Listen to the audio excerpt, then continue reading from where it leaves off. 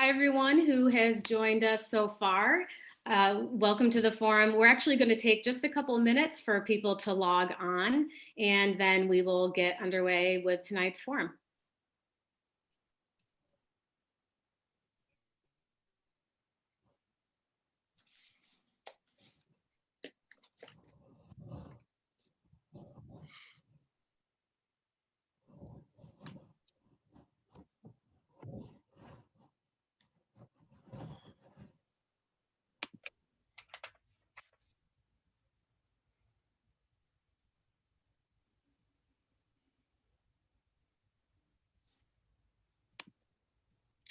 Hi, everyone who's joined us so far to tonight's forum.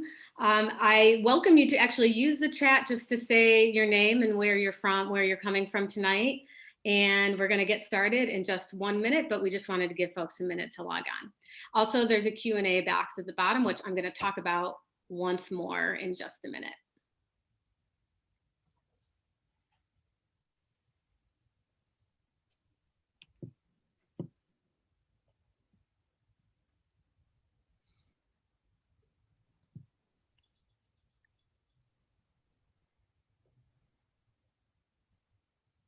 I see folks from Syracuse, Brooklyn, Manhattan. Ooh, we even got Maryland, Chicago. Thanks for folks joining us from all parts of the country here. Hi, John. Okay, so I think we're going to get started. Thanks everyone for joining. Once again, welcome everyone, and thank you for joining us tonight. My name is Renee Vogelsang, and I will be moderating. This is the third forum in our 4-part series on the transition to 100% renewables in New York. Last fall, we talked about the viability of 100% renewable New York. Over the winter, we discussed a just transition to 100% renewables in New York. And today, we're going to talk about the public health case for 100% renewable New York.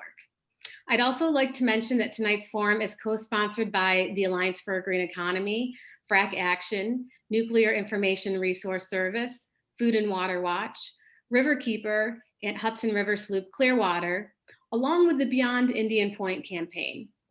For those new to us, Beyond Indian Point is a campaign advocating for and promoting the transition to 100% renewable energy after Indian Point's closure, which we are very close to. Indian Point Nuclear Plant, after decades of activism and organizing, its final reactor will be closing in just a couple of weeks. I'd like to acknowledge Riverkeeper and all the many people who are a part of that work who are joining us here tonight. It's now critical, in our view, to ensure that we have a just transition and a swift transition to 100% renewable energy following Indian Point's shutdown that does not include nuclear or gas. And we will be making that case from a public health perspective tonight. One final note, you can go to beyondindianpoint.com to learn more about this transition and see the data on how New York can and is already making that shift to 100% renewables. And I also invite my colleagues who are going to share some data in the Q&A box, in the chat, actually, about this transition to 100% renewables. And we'll talk a little bit about this later, and maybe more specifically in the Q&A section. So now I'm excited to get us underway with our fantastic panelists. First, a couple quick logistics. We will have a brief Q&A on topics pertaining to tonight's presentation at the end. We ask that you use the Q&A box at the bottom to submit questions. Some questions will be selected for the Q&A portion at the end of the forum, and some may be answered by our campaign members or panelists directly in the Q&A box. All the answered questions will be visible by the audience. And we also ask that you please keep discussion in the chat to a minimum while audience members are focusing on the presentations. I think that's it for logistics. So let's get our main presentation underway. Our panelists tonight include an impressive roster of experts in their field. Dr. Tommy Rock, Dr. Sandra Steingraber, and Dr. Patricia DeMarco. We are honored and grateful to have you with us tonight. We will be looking at the health impacts of uranium mining, fracked gas, and nuclear power, and making the case for a quick shift to renewables. Our first panelist tonight is Dr. Tommy Rock. Dr. Rock grew up in a small community on the Navajo reservation where he saw firsthand the effects of uranium mining on his relatives. Dr. Rock is an environmental scientist who has testified before Congress as a leading expert in uranium contamination on the Navajo Nation. Dr. Rock, I will pass it to you. Hey, good afternoon or good evening. Right now I'm in Utah, southeastern Utah. So I'm in Monument Valley back home, and you can see my octagon. And I will start my presentation. Here we go. Let's see, here he goes. All right, it worked. There.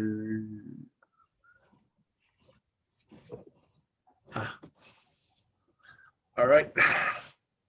The name of the forum, Public Health Case for Renewable, New York. And this is Monument Valley. And can you see the mouse? Yes. I don't know if you can see the mouse, but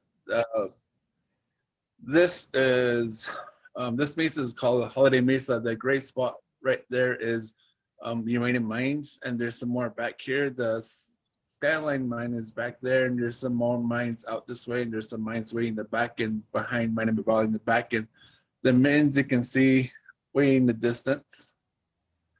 But yeah, this is where I'm from. And first of all, like I wanted to show you a little brief background of why I do this. And this is my grandfather, a World War II vet. He was also a uranium mine worker, passed away. This is the Moonlight mine. This has been reclaimed and not remediated, but reclaimed. It's been backfill of all the mine waste. That's the mine waste around the open pit mine. My grandfather has a story about that place where when he was working over there, like on the last day, it's like there were 3 people walking out. He was walking in the middle. There's another person walking in the front. There's another person walking in the back end. And 2 of them made out. It was like my grandfather, the guy that was walking in front of him, and the guy in the back of him didn't make it out. It's like the mine collapsed and killed the guy that was walking behind him.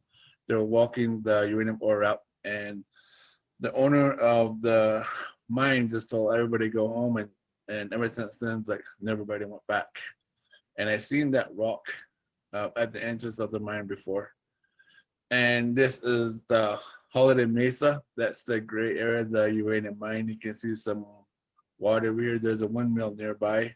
That's a abandoned uranium mine entrance and has been closed. It has not been cleaned up, but has been closed. So this is one of the mines. This is the Skyline mine. Actually, this has been remediated. It's a temporary cleanup that has happened. And this is the Superfund site, about maybe 40 miles east of here, in a place called Mexican Hat. That's a Superfund site where all the mine material and the mine ore that came from this area went all the way to El Chita. There was a mill site in the back, and back of the sign way back there. That's where all the uranium mine ore had been processed, and now it's a Superfund site. And these are the 2 type of uranium ore that I see quite a bit: cornatite and uraninite. And it's not the only ore, the only mineral that you see there. There's vanadium as well. There's also radium as well, and uranium. So there's a combination of ore that's present. It's not just uranium. So for Navajo Nation, there's 503 abandoned uranium mines, and just recently I found out that the US EPA, Navajo Nation Environmental Protection Agency, found another abandoned mine. So it's actually 524 abandoned uranium mine on Navajo Nation. This is Navajo Nation. And all the triangles are the abandoned uranium mines on Navajo Nation. The circles are the contaminated water. And the darker the color, the combination of exposure is happening in those communities, like meaning that materials from the uranium mine, the former uranium mills, people went over there and grabbed some materials um, like logs or what have you, and brought them back home and built their home out of it or built the corral out of it. So there's a combination of exposure that's happening. And also this circle indicates where my colleagues from Tulane Lake Enterprise, a grassroots organization, a nonprofit grassroots organization, we did some work in this area and we discovered water contamination in the Perkle River.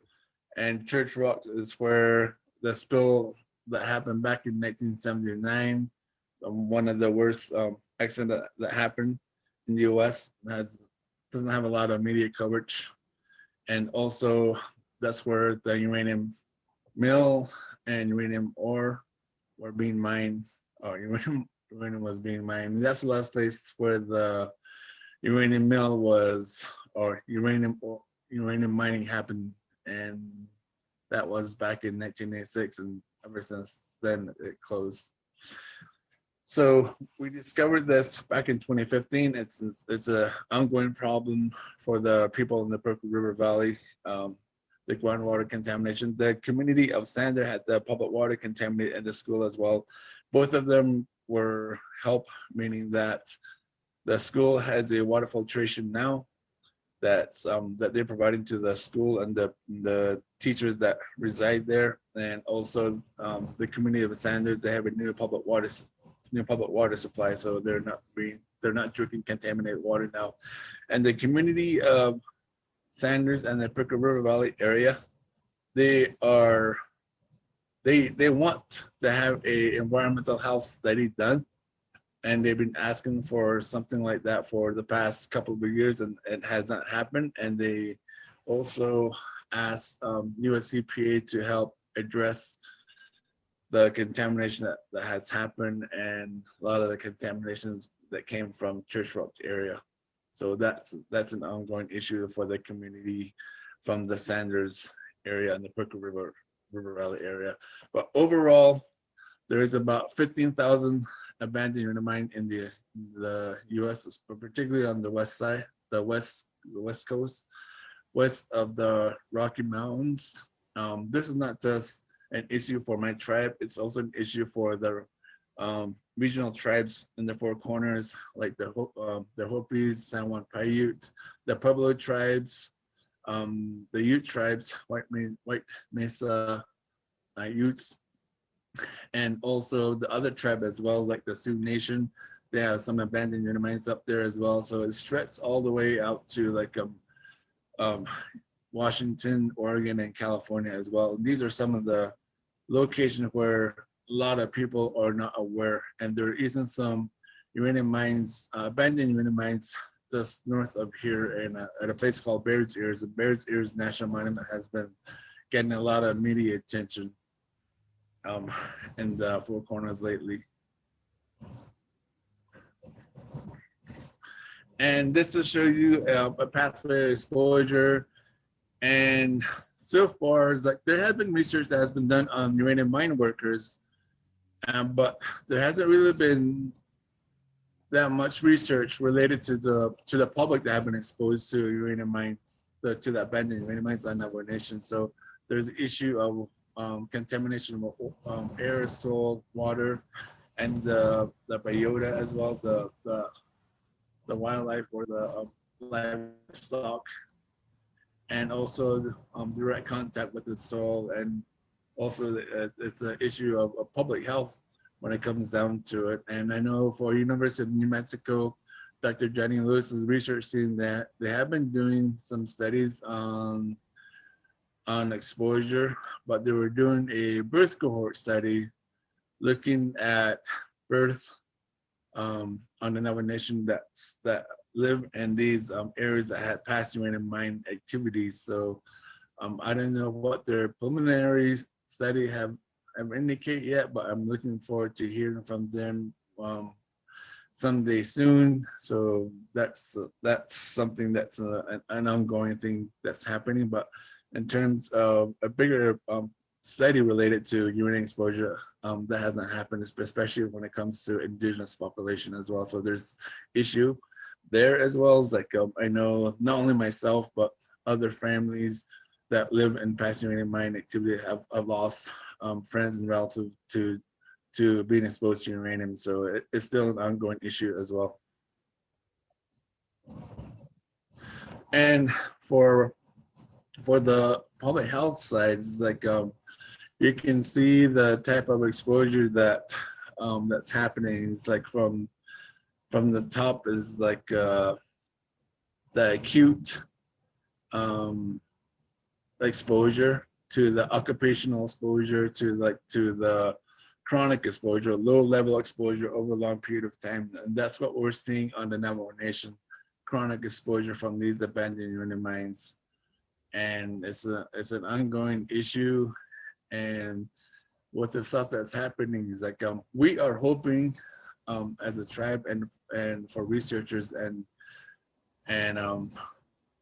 for the people that are exposed, like we're hoping that this will help from the studies and research that's been going on. Is like we're hoping that these studies will help address and the downwinders as well, and the public that have been exposed from these abandoned uranium mines will be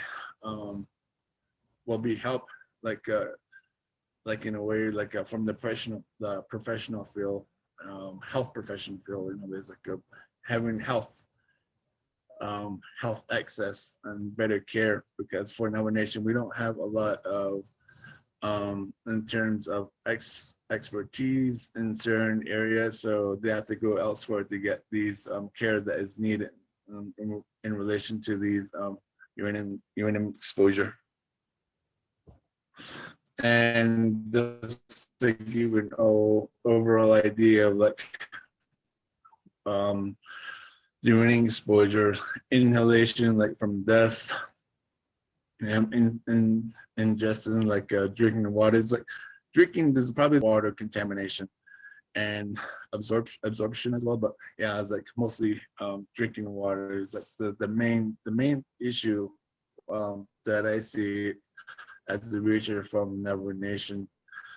And since Navajo Nation has a lack of water infrastructure, and particularly now since this pandemic happens, like it really highlights the lack of water infrastructure that we have on Navajo Nation. So it's an ongoing issue before, and still an ongoing issue now in terms of access to better water or potable water. And this is a slide showing like the risk assessment from the Western side, and the way we see it as Indigenous people see it.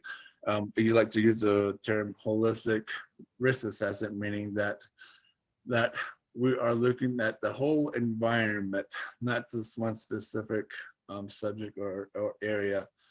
So we're looking at the relationship between water, plant, animal, the land.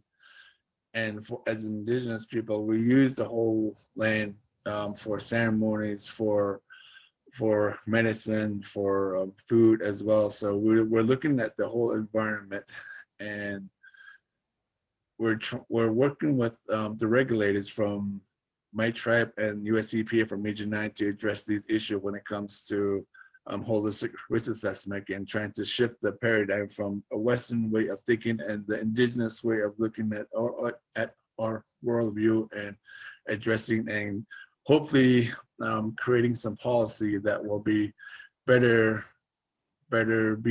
suited for Indigenous population, and it'll be a better way of addressing the public health as well when it comes to abandoned uranium mines. So there's a lot that's going on. Also, when it comes to abandoned uranium mine, there's abandoned uranium mine going through the whole nuclear fuel cycle. It's like the waste of it. It's like, I know for the tribe in Nevada, they've been fighting the Shoshone and the Paiute tribe as well. And there's a new ongoing battle that's starting in southern New Mexico as well, about a disposal site of these nuclear waste as well. It'll be a temporary solution, but it's a fight that some tribal members and my tribe as well are starting to fight that as well. So it's an ongoing issue in the Southwest and the West as well. Questions? I hope it wasn't going too fast. I was just trying to make sure that I stay within the time frame. Thank you, Dr. Rock. That was great. And actually, we're going to do questions at the end. So when we are keeping an eye on the Q&A box, thank you so much, Dr. Rock. That was really great. And we are keeping an eye on the Q&A box. So if you have a question, put it in the Q&A box as opposed to the chat. And we will be picking out a few to answer at the end. And we may have a few questions that we answer directly into the Q&A box as well. So thank you once again. So our next panelist tonight is Dr. Sandra Steingraber. I often say Dr. Steingraber is someone who needs no introduction, but I will give her one anyways. Dr. Steingraber is an acclaimed author, biologist, and ecologist, writing about the links between human rights and the environment, with a focus on chemical contamination, climate change, and shale gas extraction via fracking. I'll also add that I think she's a great activist as well. And in fact, she's a Heinz Award winner and used her $100,000 prize for that award to go towards starting the New Yorkers Against Fracking Coalition, which was instrumental in the successful campaign to ban fracking here in New York. So Dr. Steingraber, I pass it over to you. Well, thank you, Renee. It's such an honor. I think Beyond Indian Point is just an incredible campaign, and it's a special honor to speak after Dr. Tommy Rock. And Renee, you're one of the best organizers I know. And so everything I know about activism kind of comes from you. So I am a public health biologist, and environmental determinants of human health is what I do and have done for the last 3 decades or so.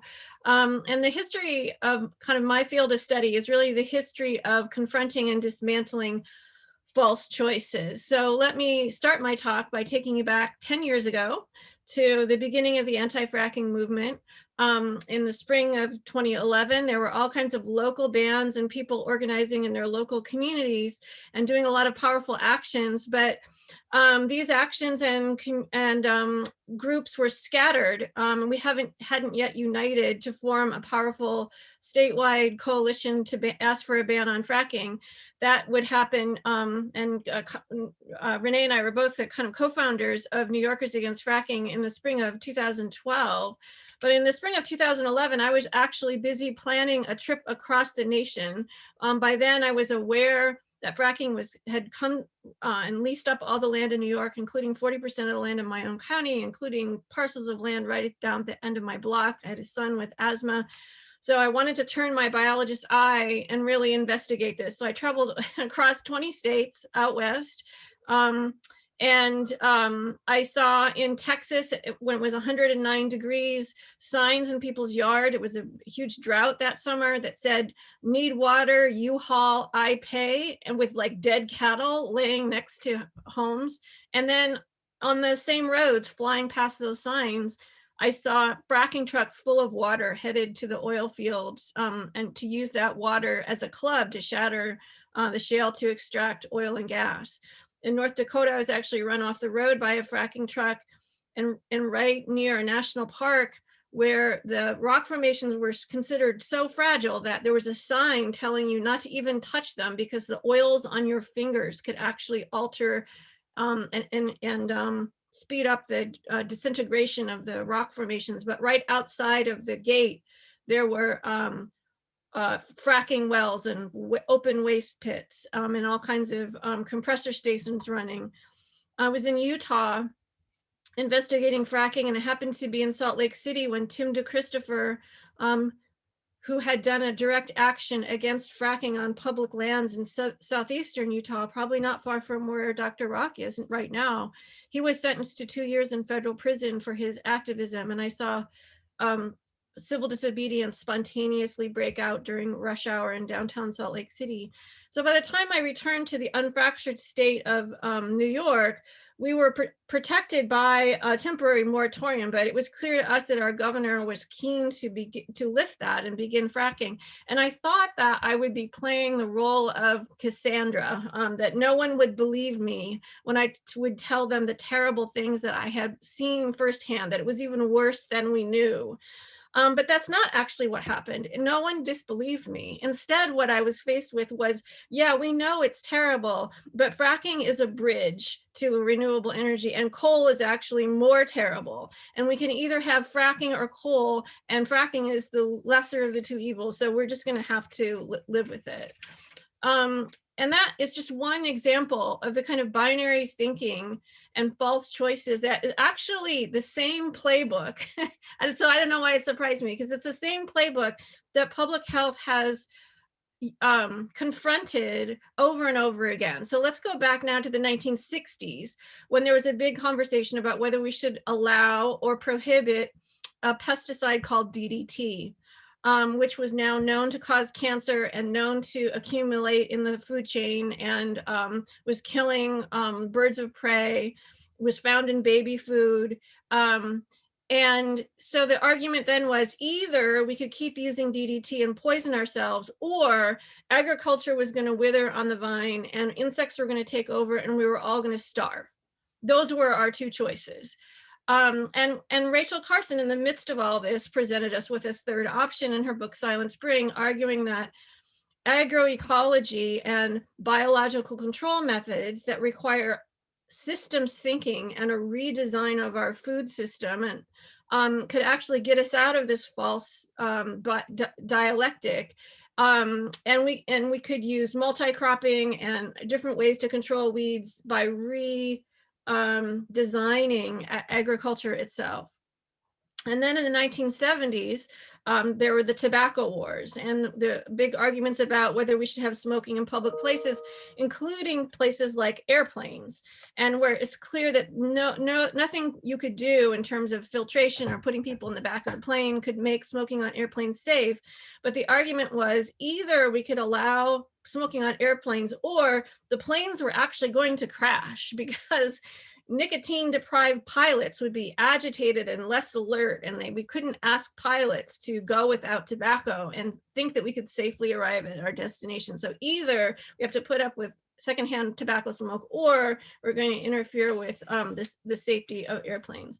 And then 10 years later, in the 1980s and the 1990s, the big conversation in public health was over water chlorination, because it turns out when you chlorinate water to kill pathogens, you get chlorination byproducts, which are linked to cancer, including the kind of cancer that I was diagnosed with, which is bladder cancer.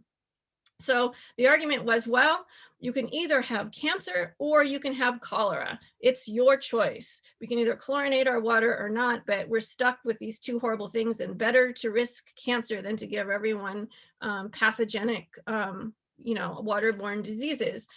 And then, of course, there's a third way out of this box, right? Which is to realize that chlorine combines with organic matter, especially things like silt and manure and pesticides, and that's what creates the carcinogen. So if we took a systems approach to prevent erosion and moved away from industrial factory farms, we could actually protect our watersheds so that when we need to chlorinate our water, we don't get so many chlorinated byproducts. So let's go up now to the present moment and take a look at what choices we have for our energy future here in New York. Happily, the last coal plants in New York have been shuttered. That's a really good thing. So the coal versus gas false binary, those days are over here in New York, but a new false binary choice is in front of us, which is between frack gas and nuclear power. And I am here to say that there is a third option that requires, again, systems thinking and a redesign of how we do things. And that is to pursue a full bore affair with renewable energy. And indeed, that's the only option that we can take to avert a catastrophic climate catastrophe. So in saying this, I'm already aware that my Twitter feed is undoubtedly filling up with two kinds of trolls right now. One is calling me a sort of a unicorn, rainbow, fairy dust, grid ignorant purist who just can't be realistic about the necessity for nuclear power in the energy portfolio. And my other trolls are now calling me a hysterical, doom spewing climate alarmist pessimist for saying that the best science shows us that there's no room for natural gas, absolutely none. Otherwise, we go off the climate cliff. So either I'm, the unicorn fairy dust over optimistic person, or I'm a complete hysterical doomsayer, depending on whether you're in the nuclear camp or in the gas camp. So I want to be clear that gas is just as bad for the climate as coal. Likely it's worse. And just because gas is an invisible vapor instead of a black sooty chunk of stuff doesn't mean, doesn't kind of obviate the fact that it swings a wrecking ball at our climate system. So I am in fact a natural gas abolitionist. There is no room for fracked gas in our energy portfolio for us to achieve in the time frame that we need to achieve complete decarbonization. And when I say that, I mean, there's no room for gas combusted in power plants for electricity so that we can keep the lights turned on, but also there's no room for fracked gas piped into our furnaces, and no room for fracked gas to ignite on our stove in the blue flames to cook our food. All of this, those days are over. And as soon as we can get off of gas, the better. So we need a rapid and just transition to 100% renewable energy for all of these purposes. I'm saying this is necessary. I'm also saying it's doable. So my task today is to kind of present the health case against natural gas, which I'm going to gladly do. But I want to make clear before I jump into that, that I'm speaking out of an anti-nuclear framework too, that this false binary choice between nukes and gas is a false choice. That there are third options here, and those are that's the path I'm going to argue that we should take. So again, there's a binary choice that really needs to give way to systems thinking, and now I'm talking about nuclear energy. And just because nuclear power is carbon free at its combustion source doesn't make it an effective tool to combat the climate crisis. And here I'm following the energy analyst, Amory Lovins, who points out that most nuclear power plants cost more to run than they earn. And this is true for the 96 nuclear power plants left running in the United States. And because of that fact, a lot of things flow out of that, right? One is that building new reactors or even operating existing ones makes climate change worse compared to spending the same amount of money on renewables.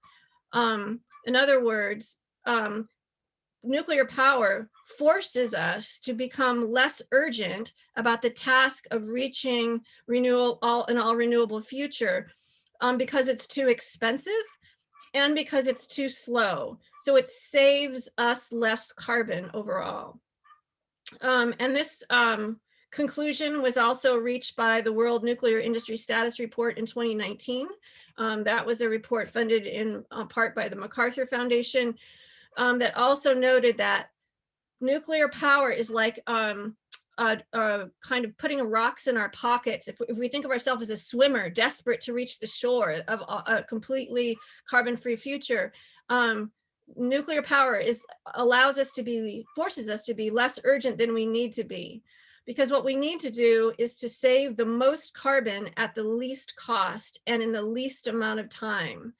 And so in other words, we have to track not just carbon savings, but also money and time. And when you do that, renewables save more carbon per dollar than nukes. So we close coal plants to save carbon directly, but we need to also close distressed nuclear plants and reinvest those operating costs into cheaper options that save carbon indirectly.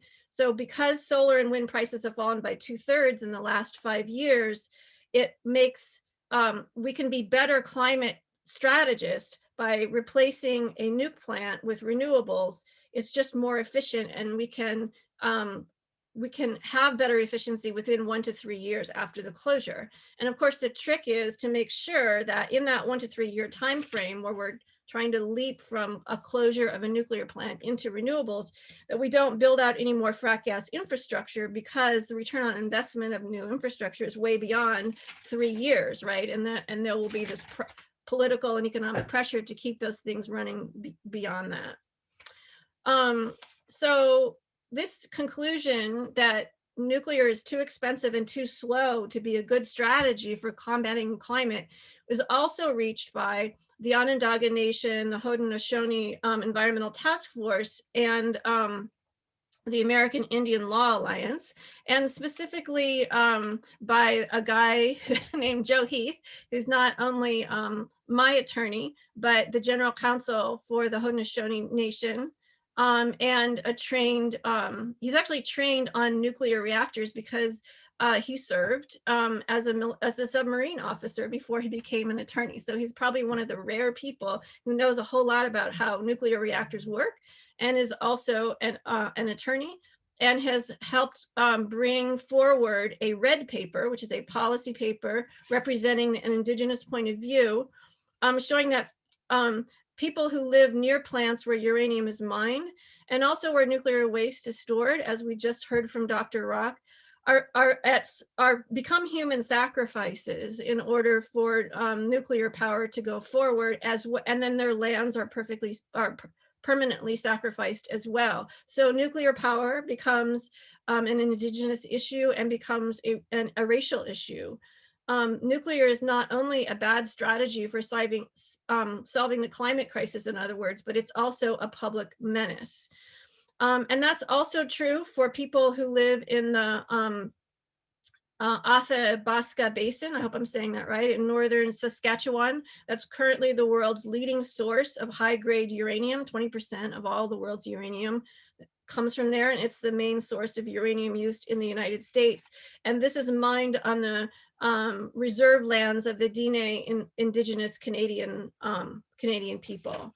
So in other words, what I'm saying here is that we need to apply systems theory to understand why nuclear power is not a good strategy to get us to rapid decarbonization, but we also need an ethical frame as well, right? And so now I want to turn the mirror around and look at how systems theory with an ethical frame applies to natural gas.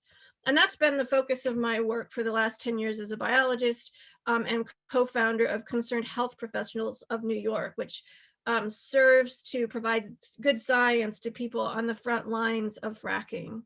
So the narrow view of natural gas is that it produces 1/2 the carbon dioxide as coal when it's combusted, and therefore it could serve as a bridge or a ramp down to renewables.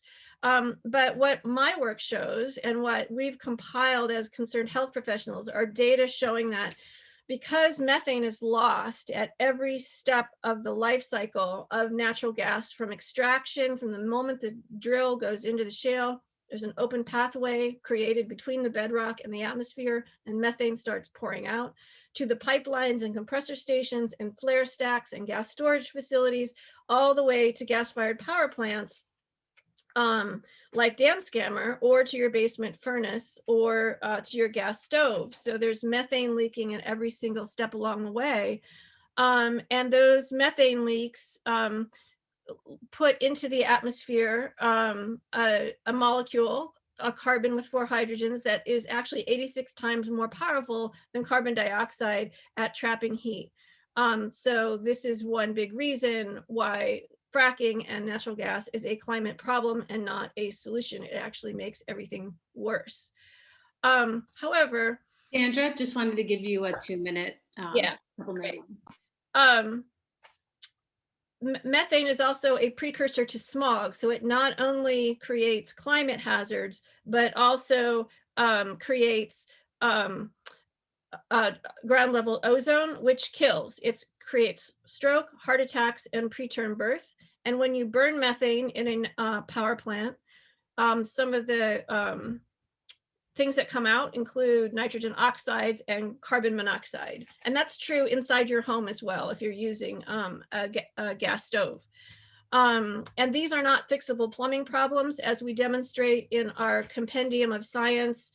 There are unpreventable leaks created by venting and flaring and compressor station blowdowns. There are also radiation leaks with fracking. So in our compendium, we have concluded that the public health harms now linked with drilling, fracking, and associated infrastructure include cancer, asthma, respiratory distress, heart problems, and mental health problems. There are multiple studies of pregnant women living near fracking operations across the nation showing impairments to infant health, including birth defects and preterm birth. So again, natural gas is not a strategy to achieve a climate solution.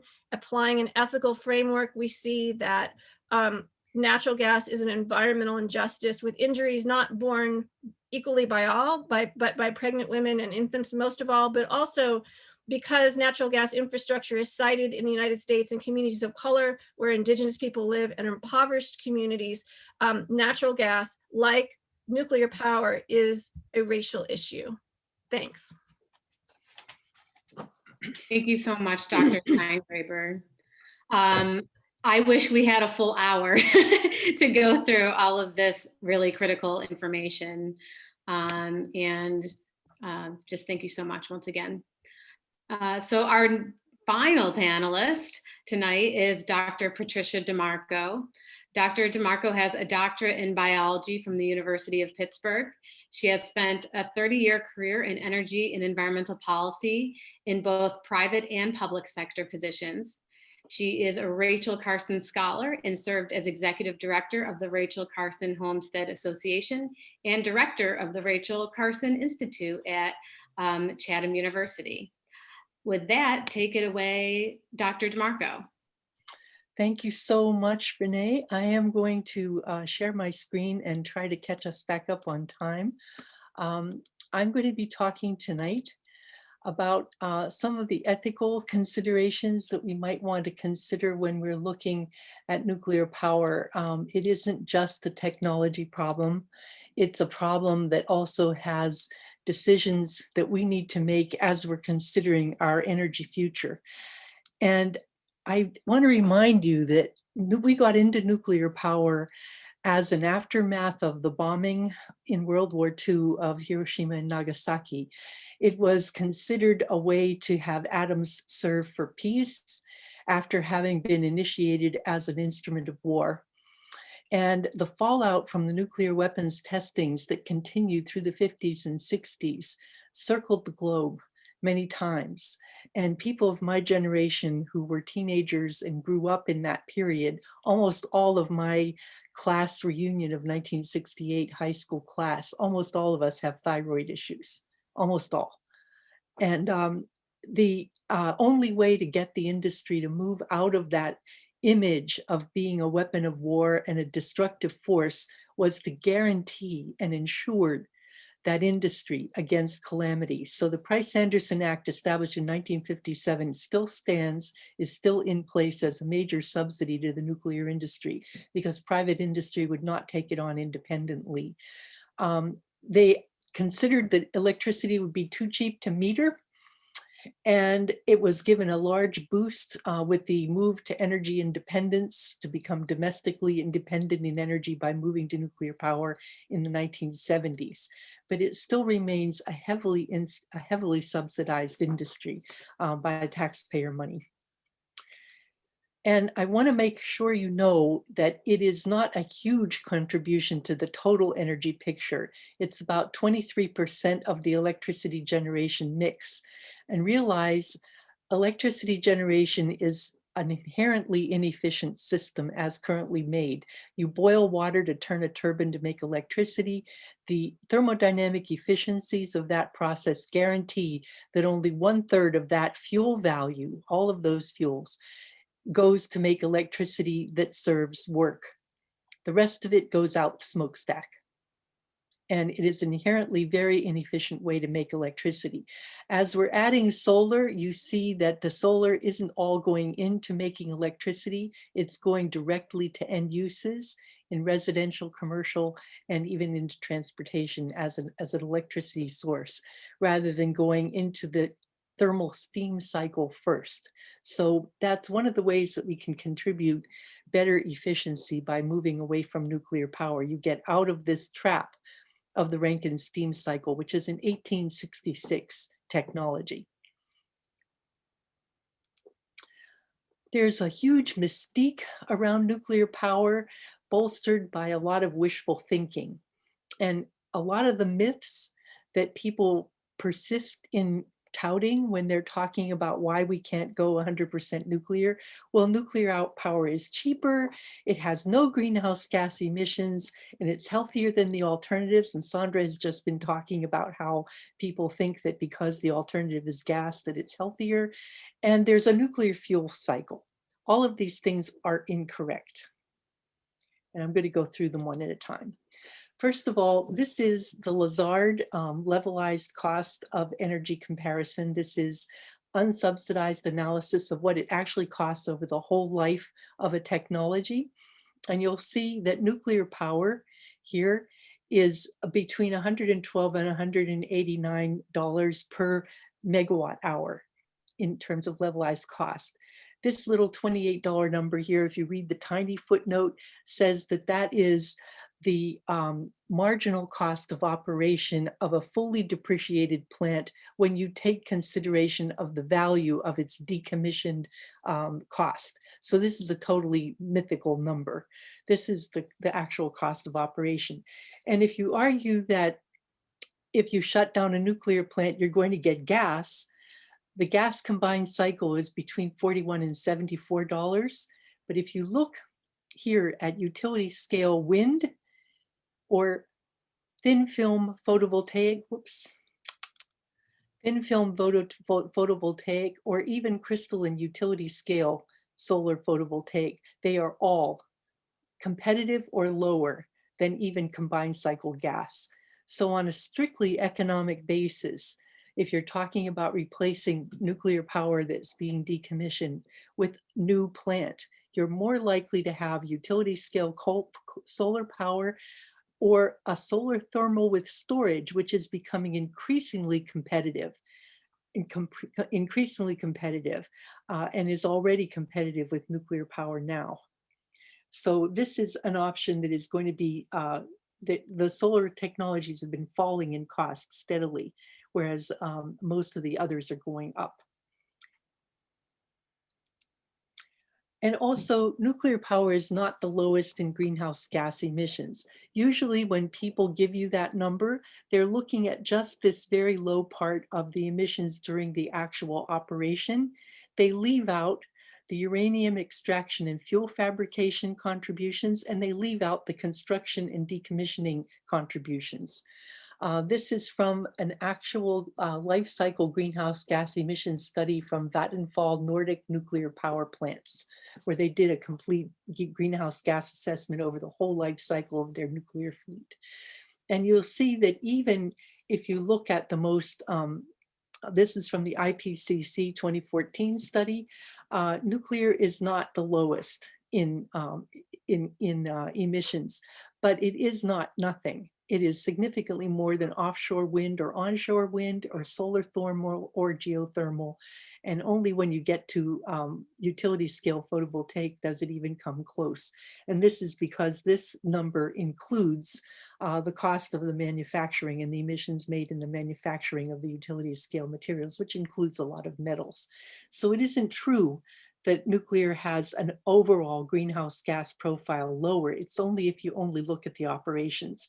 This little part in here is the one that they're talking about when they look at that number. And there are nuclear power plants operating all across all 30 states have one or more nuclear power reactors in them.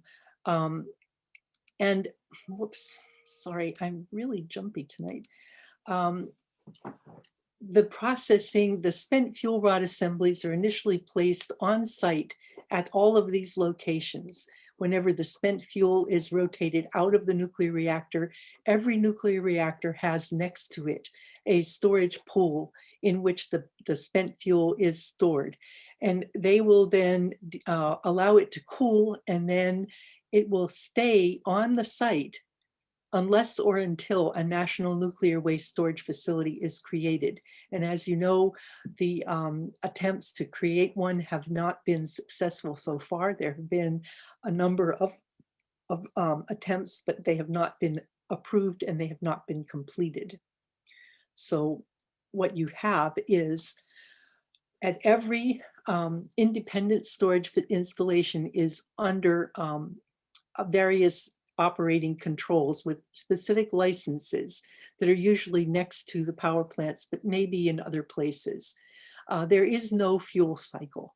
There is no way of recovering and recapturing and reusing fuel at this time. Spent high-level nuclear waste, the fuel, is stored on site near the power reactors, wherever they are, scattered all across the country. And then there are some special ones that are for military uses. So you're going to have custody of this material all across the country for some considerable period of time until we get a permanent repository, which I think is unlikely to happen politically. You have the custody of care of this material for thousands of years. And it has, there are a number of health concerns from nuclear power. You have operational exposure to workers on site. They are supposed to wear radiation badges. You can see one on this person. This is a fuel transfer operation. There is environmental contamination and movement through the food chain by either minor continuous releases into water and air, or accidental releases that are not catastrophic, but you have excursions of emissions from time to time. And then, of course, there are catastrophic natural disaster caused accidents, such as we saw at Fukushima. They're not as frequent, but they are usually catastrophes. So the isotopes of concern for radioactive contamination come from some that have really long half-lives. Cesium-137, this is highly soluble in water, so is easily transported into a number of biological systems. Iodine-131 has a short half-life and it can be blocked by taking iodine tablets. This is the only isotope that we have a preventive measure for. Strontium-90 has a half-life of 28 years, and this one is a considerable concern because it tends to be incorporated into bones and teeth and becomes part of the structure of the body and can continue emitting radiation from that position into tissues over a long period of time.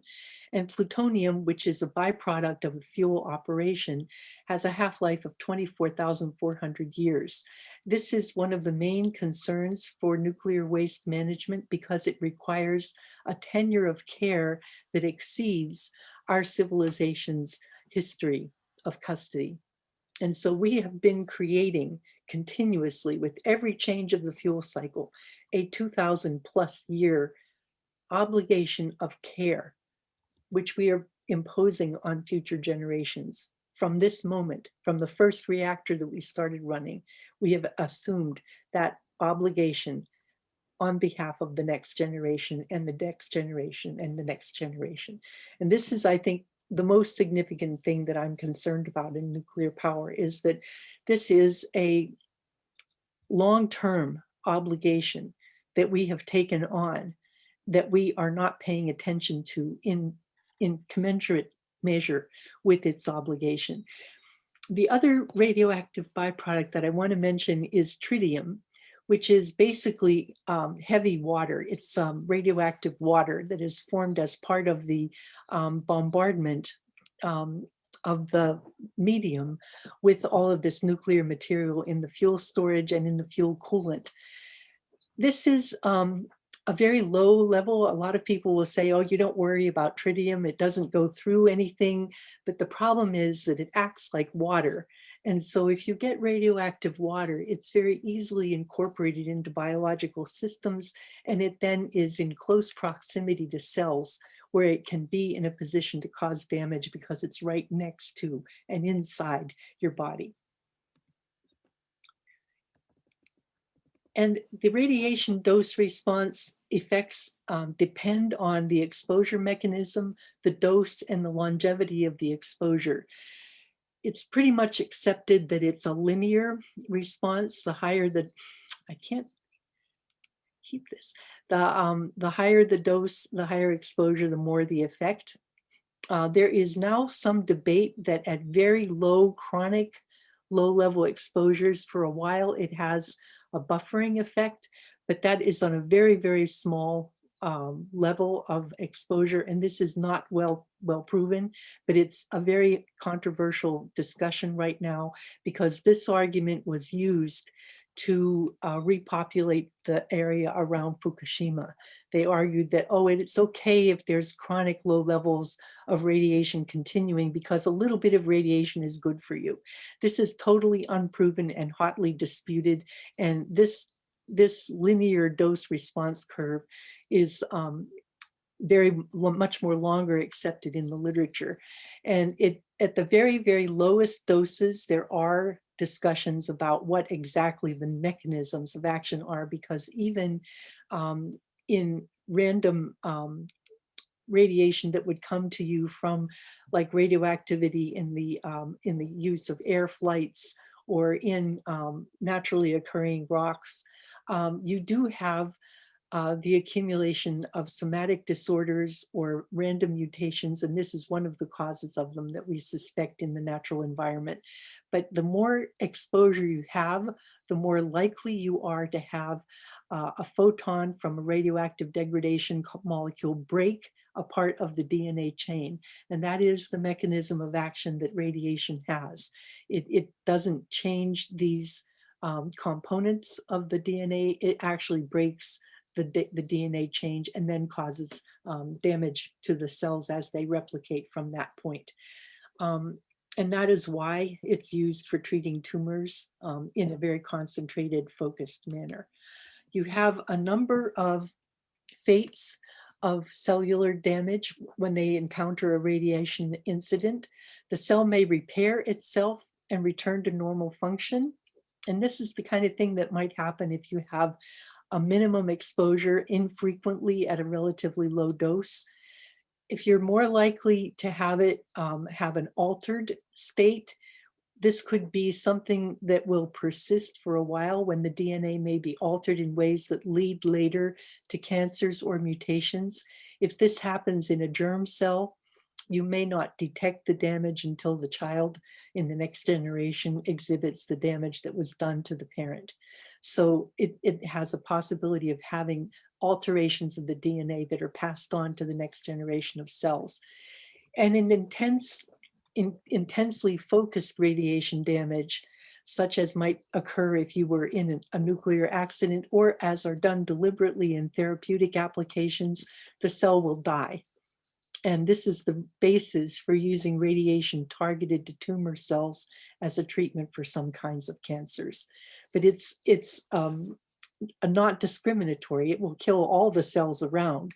So the effectiveness of this method depends on being able to use absolutely tight laser focus and having a well-defined area of treatment. It isn't something you do broadcast to people. Just a 1-minute warning, Dr. DeMarco. Yeah. Oh, my 1-minute warning. Oh my goodness. Okay, I'm almost done. All right. So the other concern we have is that radiation unfolds over long periods of time because it can get into the minutest of the food chain, especially if you have water leaking out of pipes by accident, minor small releases that go out into, like this is into Long Island Sound from Millstone Point. It gets into the phytoplankton and concentrates up the food chain. And these continue in circulation for long periods of time, and it concentrates as it goes up the food chain. And it's difficult to have controlled data sets. It's very difficult to do epidemiological studies on radiation exposure, and the environmental effects as well. They accumulate over generations, so it's very difficult to document these kinds of studies.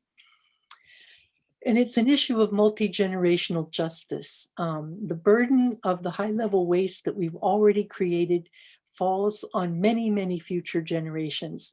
The costs are displaced from those who have benefited, the current customers who have benefited from getting nuclear energy, and those who will pay, which will be the taxpayers and the citizens long into the future who have that very long custody of care for thousands of years while that spent nuclear fuel is in custody to be kept away from the environment. And I wanted to just end in honor of Rachel Carson. This is the anniversary of her death in April 14th, 1964. And one of her last speeches that she gave on the pollution of the environment, underlying all of the problems of introducing contamination into our world, is the question of moral responsibility, not only to our own generation, but to those of the future. We are properly concerned about somatic damage to generations now alive, but the threat is infinitely greater to the generations yet unborn, to those who have no voice in the decisions of today. And that fact alone makes our responsibility a heavy one. And that is the burden I carry whenever I give testimony on our need for precaution in approaching our energy future. We have tremendous opportunities and options that do not necessitate the maintenance of a nuclear arsenal of electricity generation. And in spite of that, we have a custody of care that will last generations into the future. And we have to take that seriously. Every year that you run a nuclear power plant, you generate tons more of nuclear fuel that has to go into that chain of command of customer care, of custody of care for the high level waste. I'll end there. Thank you. Thank you so much, Dr. DeMarco. And I just that it's the anniversary of Rachel Carson's death. I really hope that we take the torch from her, and it's just so appropriate, the panelists that we have here today, and all of the work that all of you are doing on this. So thank you so much. Thank you to all of our panelists. We're going to take a couple questions. We are past 8 o'clock. So for folks who want to stick around for our final couple questions, and then we will wrap up. So I promise we will, wrap up pretty soon. Thank you. And we tried to answer some of the questions in the Q&A box. Some of the questions we didn't get to, but we are keeping track of the questions that were asked tonight, and we will follow up with all of you. You can also email us at info@beyondindianpoint.com. So I just wanted to note that. So if you want to email us at info@beyondindianpoint.com, I can maybe send some questions over to our panelists today as well to follow up on anything. So I will check out our first question from Patricia. She says, I live 5 miles from Cricket Valley fracked gas plant. My asthma has gone from being very mild to being put on 2 inhalers and more medication than I can count. There's a solar farm next door. Now there's Dan Scammer planned for Newburgh. Why are we building gas plants when New York has committed to renewable energy by 2030? These plants cost billions of dollars. Why aren't we using this money for renewable energy projects and battery storage? I'll pose that to everybody. Well, I can take a shot at it. I mean, corruption is one answer. The stranglehold that the fracking industry has over our political system is another, but racism is the third answer. And I just want to be really clear about that.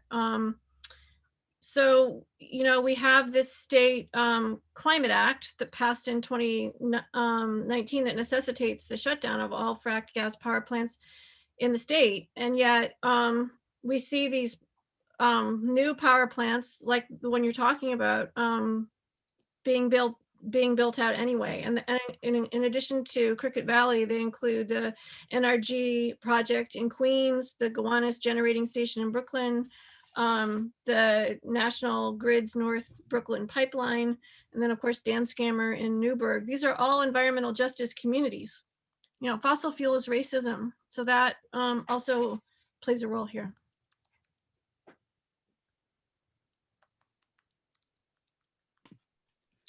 Thank you, Sandra. I also have a question from John for Dr. Rock. What companies own and or operate the uranium mines in the US? Any links to fossil fuel companies? Any links to renewable energy interests like utility scale wind or utility scale geothermal electricity generation? That, since I'm from the Southwest and from the Four Corners, I know of two of them. Uranium companies like Energy Fuels. They own the White Mesa Mill, and they also trying to mine on the South Rim. It's called Canyon Mine. And there is uranium mine activity that's going on over in Bears Ears, a place called Fried Canyon. It's in the back, so it's away from the public eye. So that's going on. And then there was another company called, they used to call themselves Hydro. What are they called? There's a company from Texas. They were into in situ mining, but the grassroots organization in New Mexico stopped them. So I didn't know what name they go by now. Those are the only two companies that I know of. But in terms of renewable energy, my tribe, Novo Tribal Utility Authority, they have a 500 watt solar panel that's up, and they were talking about doing another one on the east, on the western side of Navajo Nation. So I don't know in terms of scale, I don't know how big they're gonna make that. So that's an ongoing discussion. And I know they were talking about my tribe. They were talking about a wind power as well. So I don't know where that's at the moment. So it's some of these renewable applications are being looked into and talked about at the moment. So, well, for my tribe anyways. Thank you, Dr. Rock. We're getting a request just to do 2 more questions. So I'm going to do 2 more questions and then we'll wrap up. So Dr. Steingraber, you're getting accolades, very helpful and well considered, impressive, really. What is your thought about how we get society, country, states, communities to adopt, quote, systems thinking / theory on energy and climate? Well, I think Dr. Rock gave us that solution. We need to listen to Indigenous communities who are already doing that. That's, I mean, when Dr. Rock talked about taking a holistic approach, because his community looks at the land as not just a place where they live, but a source of medicine, a source for growing food. That's just another word for systems thinking, right? So I think there's a lot of lessons to be learned there. I mean, in general, we already bring a systems thinking to our economic sphere. Like we all understand, and we keep getting object lessons in the way we're all connected in a system called our economy, right? So when we're getting a new lesson all the time during this current economic swoon caused by the pandemic.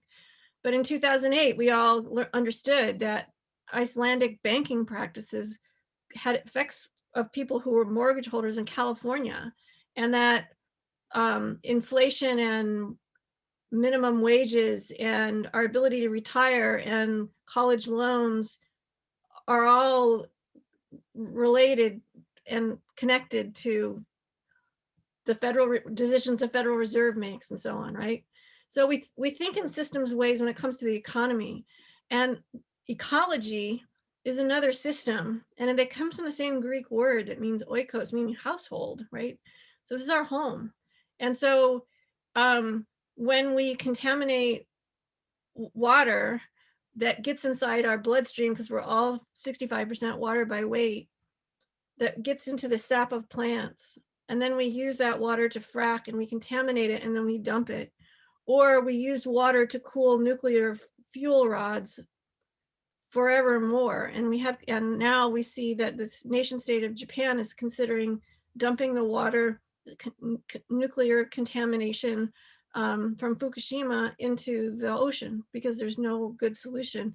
We begin to see that we're part of an ecological system. So I think that somehow we need a lateral transfer of economic thinking, and that we already apply systems theory to our ecological system. We only have this one planet. We all live on it. Thank you, Dr. Steingraber. So this will be our final question. And this is from Chris Carrick. As someone who works on renewable energy projects, I'm struck by how residents and local officials ask a million questions about the safety of solar, but never about gas or nuclear. Is it just, quote, out of sight, out of mind, or that powerful interests spread lies about renewable energy, or what? And I guess I'll pose that to everybody, but maybe Dr. DeMarco, I can pose that to you. Well, you know, it's interesting. My town, my borough, built a net zero energy borough building. And when we had the community meetings going on about putting up a passive solar design building with geothermal heating and a passive solar and a photovoltaic roof, we did get some people who were concerned about the geothermal system that was going to be providing the heat, bringing things into the building that were going to be contaminants. Now, it's a closed loop methanol circulating system, and only the air, it goes through a heat exchanger, so only the warmed air or cooled air goes into the room. But people have been sort of trained to think in suspicious ways about things that aren't familiar. And natural gas has become commonplace. But when you first had gas lights in houses in the 1800s, they were really considered dangerous. They tended to blow up sometimes. And when it went to electricity, there were actually signs that said, do not attempt to ignite this bulb, simply turn the switch. So I think what people consider as dangerous is what is unfamiliar, not something that they have been propagandized into thinking is safe. Good, you know, better living through chemistry and the convenience of, you know, gas and the convenience of pipe. You know how many pipes are under our streets? If you've ever seen the pipeline map of this country, you would just die. It's just incredibly undermined every which way with pipes going everywhere, all the way into our houses. You have multiple pipes in your house. And these things all have the potential to bring noxious fumes and toxic materials right into your home. And people don't think about that because it's become familiar. It's something you know. And when you talk about wind machines, they think, oh, you know, the whirring noise is going to give me a headache and, you know, it's going to kill the birds. But they don't think about the comparison of the mountaintop mining that has blasted away entire habitats. So they don't think about putting saline water 1,300 times more concentrated than seawater into the ground, and it will eventually seep into the watersheds. I mean, we have put a ticking bomb underground under every frack well that is just waiting to diffuse through the rock back up into the watersheds over time. 25, 50 years from now, they're going to be finding strange plumes of salt water and wondering where it came from. Well, we know where it's coming from, and all attempts to try to stop that, you know, have fallen on deaf ears so far. But people are beginning to wake up, I think.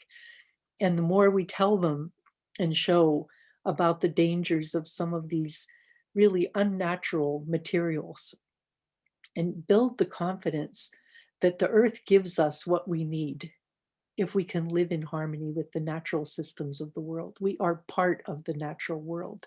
And if we can align our needs to live within the boundaries of the contemporary carbon cycle and live in harmony with the world in a regenerative instead of an extractive economy, I think we will find that it's a much more copacetic way to live and exist on this planet. Thank you, Dr. DeMarco, and I think that's a perfect note to end tonight's forum on. Thank you. That is all the time we have for questions, but I want to note that any resources that have put in the chat that have been spoken about, we will share with you following the forum. We have the email addresses, of course, of everyone who's joined tonight, so we will send you follow-up information, links from all of our panelists. Also, we can follow up with some of the questions that we were unable to answer tonight, so we'll be working to do that. And finally, just wanted to thank everyone and give you a heads up about some upcoming forums. So just thank you to all of our panelists, all of our co-sponsors that I mentioned at the beginning. This forum will be posted to our website at beyondindianpoint.com, and you can share that with folks who missed it, as are our previous forums as well.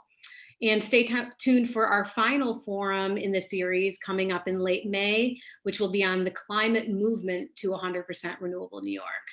I'd also like to highlight that Riverkeeper has a forum coming up on April 30th on Indian Point's closure that's entitled Indian Point Powers Down, a historic day for the Hudson.